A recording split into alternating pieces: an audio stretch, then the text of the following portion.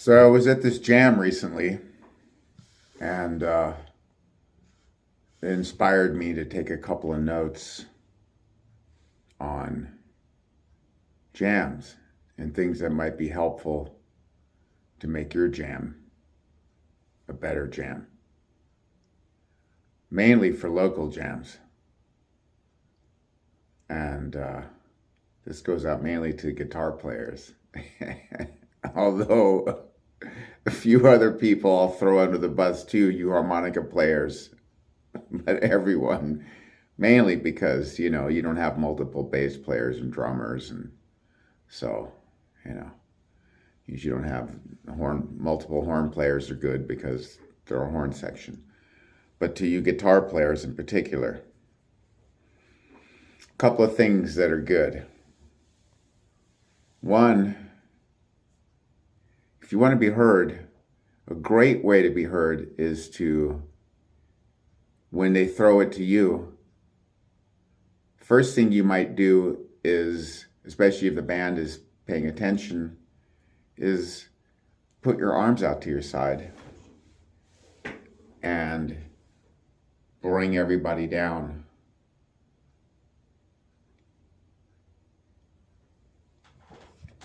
And I know you're going to lose a few seconds of solo time, yet consider that you'll actually be heard more with the remaining solo time that you have, maybe opposed to, having a cacophony to try to play over, right? And to compete and, play with that dynamic or backdrop. So, I think that's a great way to get your solo going. And, don't worry if somebody else had just done that too. Sometimes, particularly with keyboard players or horn players, they do that. But don't worry, don't be afraid to do that. And,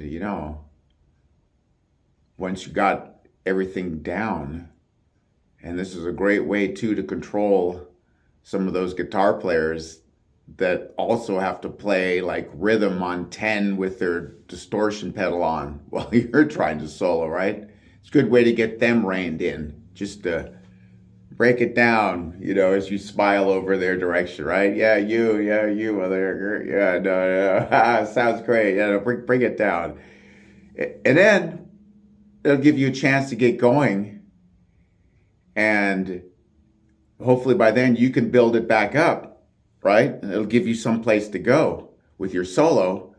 It's really hard to say something when you got to come out of the gate firing all bullets with, at a jam with 6 or 7 or 8 other people on stage. Everybody's playing at 9 or 10, right? There's not much headroom there to go from 9 to 10. I mean, maybe your amp goes to 11, but that's a whole nother story. But I think that's a great thing to do. Bring it down, get yourself established. And you know what else? Besides being heard, I'll bet you that the listeners appreciate that. I guarantee it. They're going to give their ears a break. And you might even set a slight expectation in the room that, not everybody has to blast away.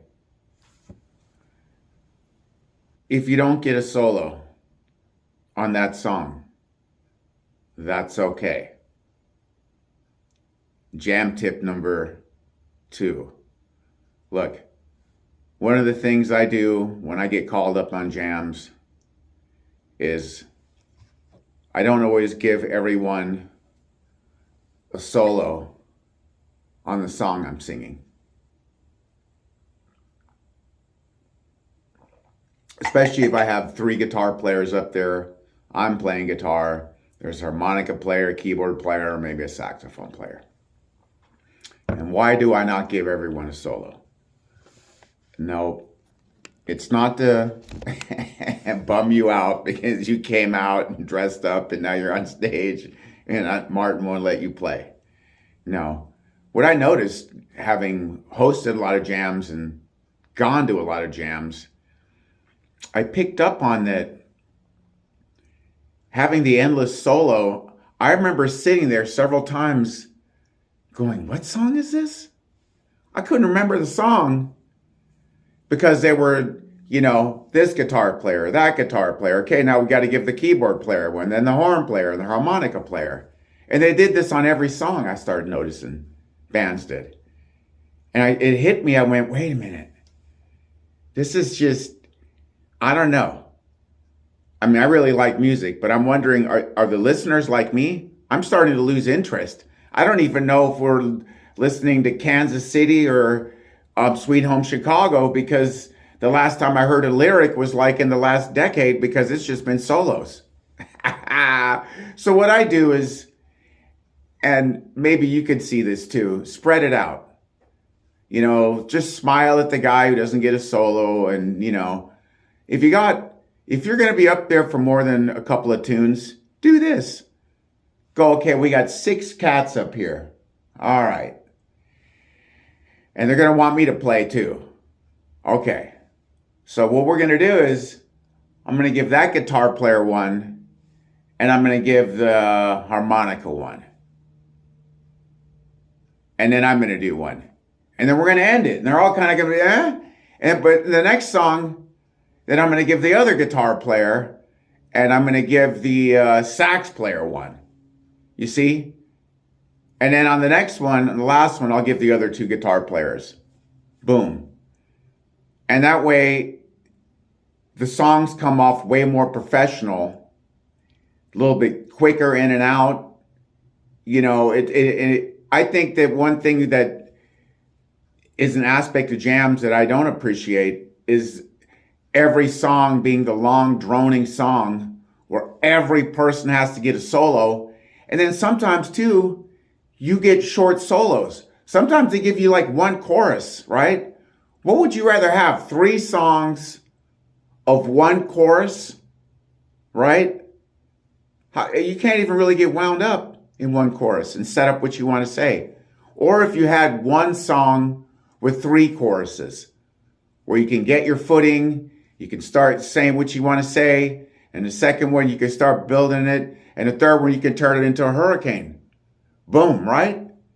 And then in 3 songs, everybody looks better because they got a chance and they actually had time to say something. Because, one thing, right, to throw the vocalists a little bit under the bus, vocalists are, shit, man, if you played with Bobby Bland or somebody like that, you might not get a solo, right? Or ZZ Hill or some of these cats. It's going to be a lot of rhythm.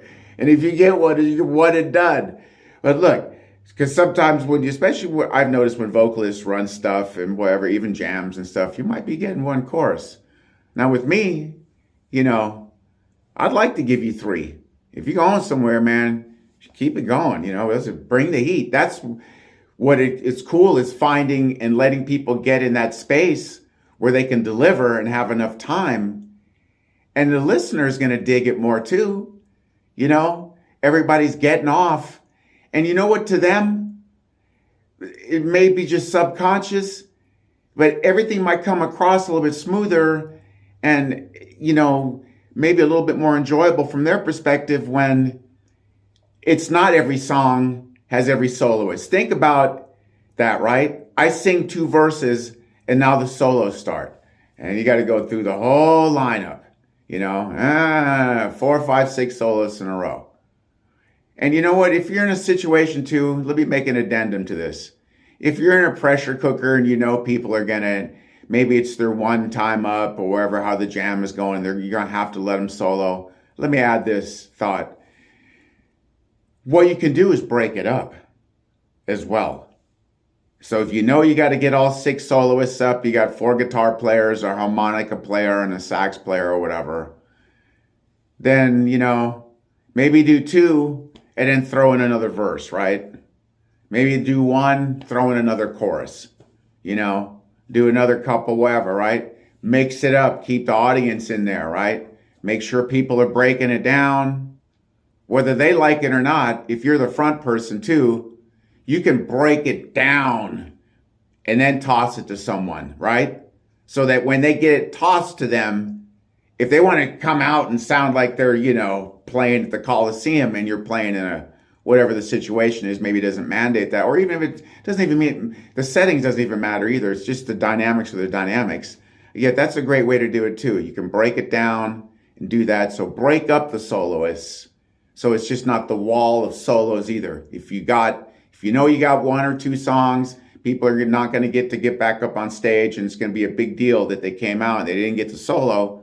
Okay, well, you don't have to have, then you can just break it up, like I said. Have a couple, get back in on the vocal, have a couple more, get the chorus, whatever, and then maybe in between, as a vocalist, kind of control things and keep those dynamics, from getting too outrageous. So I think those are some couple tools that'll help make your jam the best jam it can be.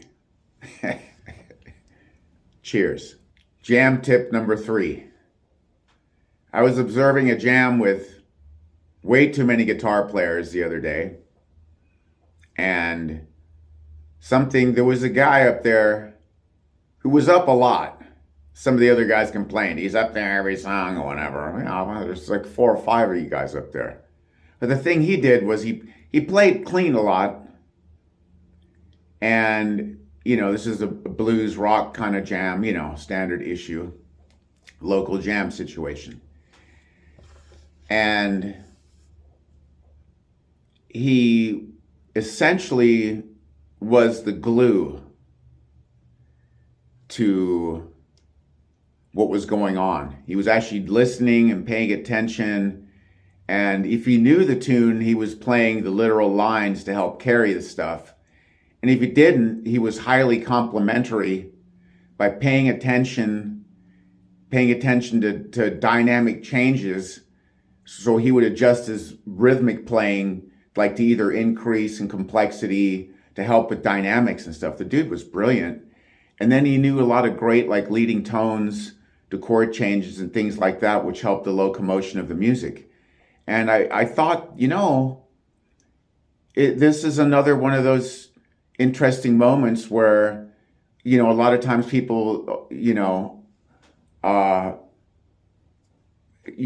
they're up on the jam, the most important thing is to get a big solo off and come out, shedding. And because a couple of guys, man, every solo was, man, I mean, every solo was Machine Gun. It was Eruption. It was, come on, insert solo.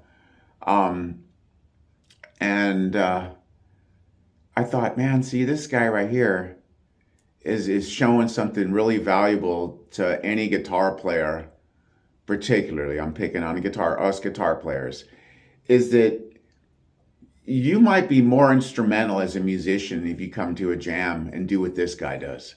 Play a lot of cool rhythm, listen to what's going on. There were guys up there, and when I got a chance to get up and play, there was 4 guitar players up there, including myself. And 2 of the guys never even came close to figuring out what the riff was that I was doing. And that brings me to another, I guess, valuable point here is it's okay to not have to play every minute, especially when something kicks off. If you haven't quite sorted it out, right? And think if it's you plus maybe 2 or 3 other people that are trying to do the same thing all at the same time.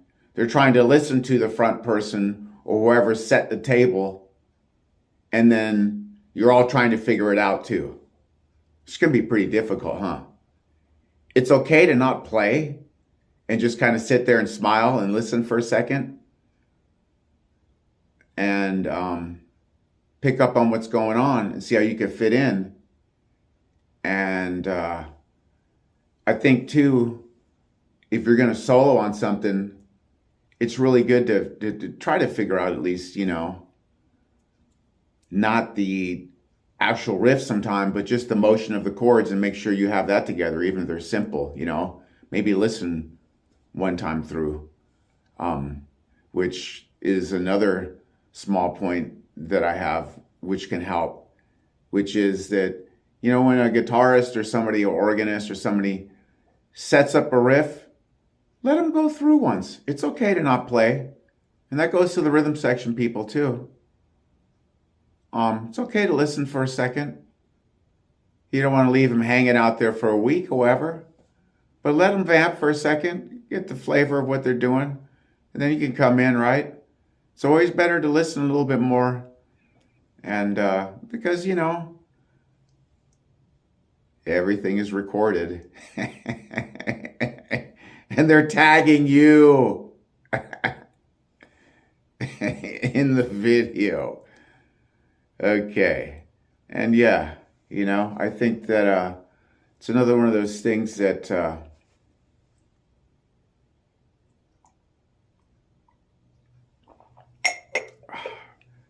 it's early, man. And I'm fueling myself with a little bit of hot Java. Yeah, I think that's another great point that can help make your jam the best jam it can be. Cheers.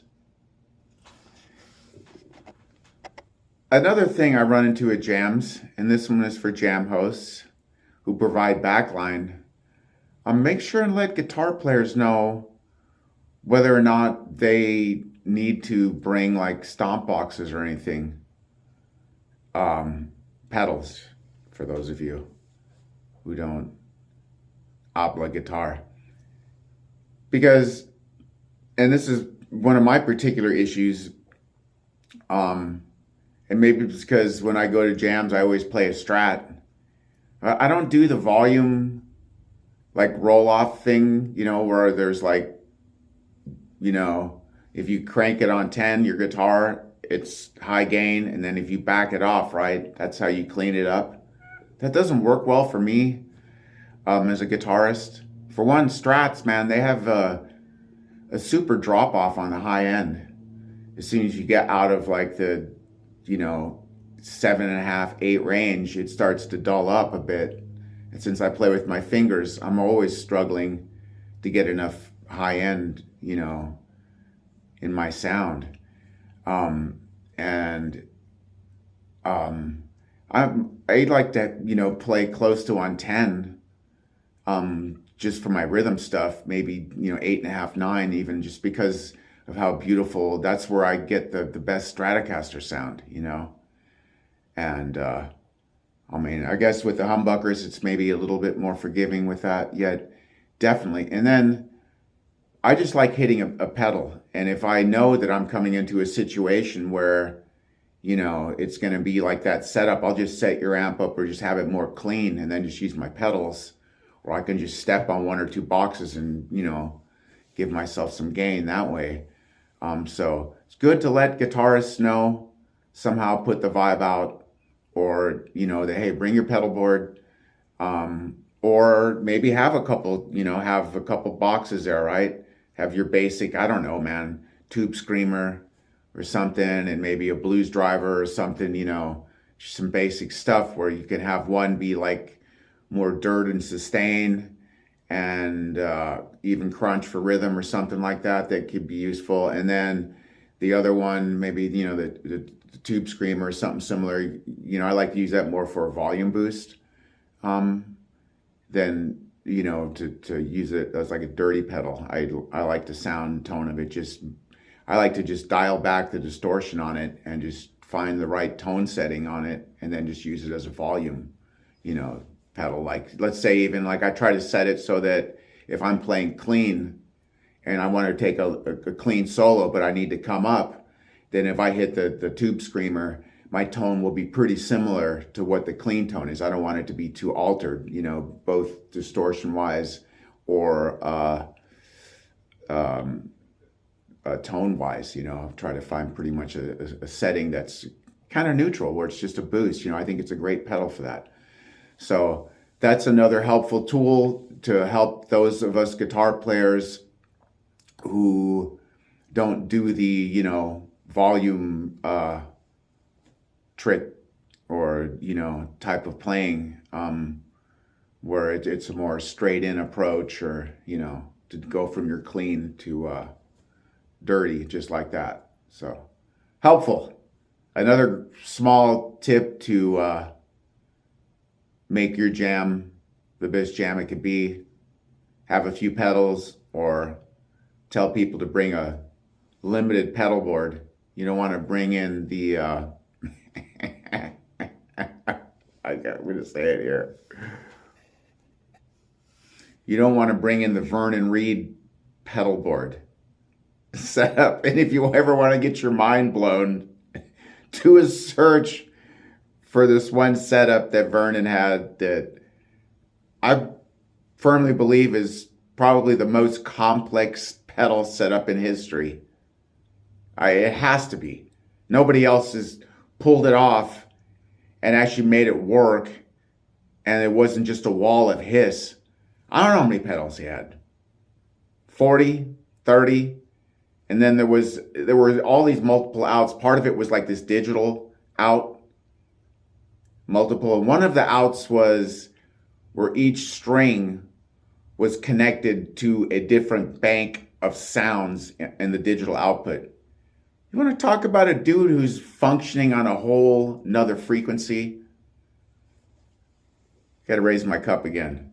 Here's one to Vernon Reid, one of the baddest shut my mouth of all times. Vernon, cheers.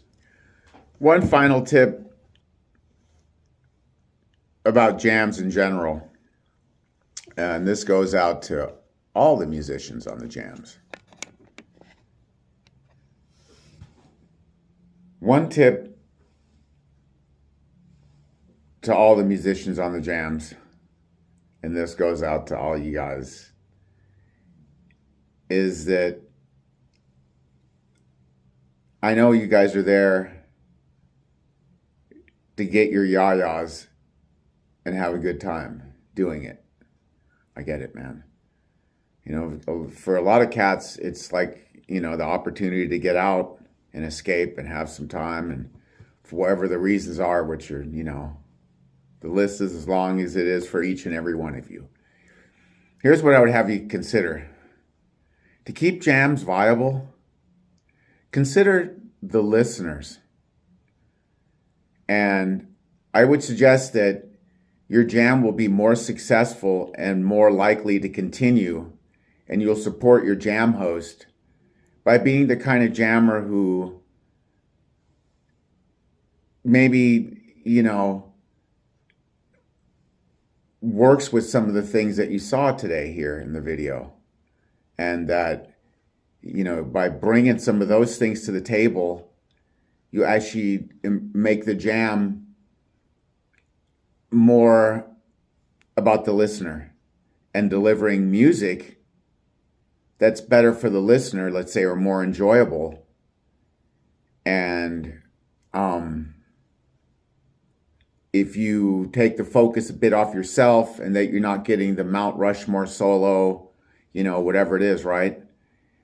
That if you played great rhythm and you were the one who held the tune together when no one really knew what was going on, and so when they we're going to throw you a solo, you recognize that, fuck, if I stop playing rhythm guitar, this thing's going to crash.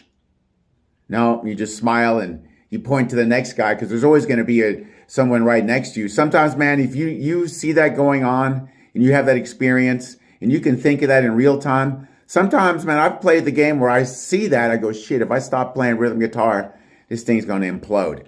I just kind of act like, oh shit, no. He was pointing at you, other guitarists. No, you take it, you know? Oh, and the other guy's like, oh, okay, yeah. Super happy to play. So boom, you solved the problem. You're the genius. You're the subtle, quiet one. But you made magic, which is what it's all about, right? You didn't need that solo. This guy was super enthusiastic. He's stoked, or she. They got an extra solo, especially if it's guitar player, right? And you were the glue. And you know, the thing is, man, when you're the glue, no one sees it, right? When the vase crashes to the ground and is in all the pieces and they glue it back together, they don't see the glue that's holding it together. But you're there. And without you, right, it would just be a bunch of pieces. But when you glue it all together, you make it music. And that's why we're all there. And that's what will make your jams more viable when you bring in more listeners. You know what I mean? Having musicians is cool, right? But we all know musicians don't, not always, but we don't patronize like patrons do, right? If you get people in and get them dancing and know that it's a good jam, there'll always be the opportunity for you to play more and get that solo that you didn't get that time, the next time, or the next time after that, because the jam continues and thrives, right? And, if we had a bunch of cats that were just up there, worried about blasting and, doing that, playing loud and whatever, right? You might run some of the listeners out, even some of the patrons. So, in that way, when you're generous with your talent and your music, and you realize that you don't have to play everything on 10 and you don't have to have a solo and all these kind of things, I think you're more generous to not just to the band and the music and the process and help that out. You're also more generous to the overall jam and the community because you help this thing to continue. And you know what else? There's the musicians sitting out there like me. I hear that. I told you that in the other part of the video, in the first part, right? I heard that cat. He didn't solo on everything. And on a lot of tunes, he was the glue. And you know what, too? So there's not just the musicians out there that hear that. Some people, there's a lot of sophisticated listeners that aren't musicians. They hear it, too. They're like, yeah, that cat. Yeah, he didn't have to, But he or she was up there, and they were holding it down. And they were making people dance. And, when I was playing bass, some of my favorite moments, especially in larger bands, there wasn't a lot of room to do anything but play the line. You didn't need to cover any other ground because it was covered. You had 2 keyboard players, you had a horn section, you had backup singers, You just need to stay solid, And I felt that as a bassist, I did my best work in those settings by becoming so ubiquitous as like water is to fish, right? They don't notice it until they're yanked out of it. Just like when I was in those moments and I'm looking around and the whole room is dancing, we're playing in front of 1,500 people and everybody's up. I'm like, yeah. And then I'm looking around at the soloists, but I'm looking out of the corner of my eye and watching people really get off. I'm like, man, listen to the horn player. He's really getting off tonight, Fuck, man. Okay, keyboard player is just... And I know I don't want to break the spell by doing something musically selfish to stand out when I'm already doing what I need to do, especially as a bassist, or, if you're playing rhythm guitar, or you're playing... It doesn't really matter what you're playing. That I always felt that those were my best moments as a musician when I was contributing on that way. And, a lot of times... I don't think any of the musicians, and I was very careful to try to do this too, noticed that I was peeping on them. Because I was kind of slick. I'm good. I'm wearing glasses and stuff, but I'm good at looking around and looking at things and not letting people know I'm looking at it. Because I don't want to, break the spell for one thing, but I'm like, yeah, listen to so-and-so. Shit, this is it right here. Just stay in the pocket, brother. And you're delivering the goods, because listen to this. He or she's really playing, And then that translates too into the audience really digging and appreciating what's happening. And, like I said, there's a lot of layers to this stuff. And one of the layers is that you'll be appreciated, you'll be heard, because there'll be people like me who geek out on that stuff. And even as a band leader, those are the kind of people I'm looking for, actually, to work with. That you got a lot of talent, and you know how to apply it. And I'll leave you with this saying. I think this is a great way to end this first episode from the Dragon's Den, is with a thought from my dear departed brother, Paul Horn Miller, who told me a story that And I'm going to try to do it in his accent because I love you, brother. He said, Martin, the band leader comes up to you after the gig and he says, I got the good news and I got the bad news. He says, the good news is you got a lot of chops. The bad news is you got a lot of chops. All right? So with that, peace and love. Rest in peace, my brother. And we'll see you on the next one, right here from the Dragon's Den. Until then, this is Martin. Keep it rocking and keep safe out there and keep it peace, love, and music. Cheers.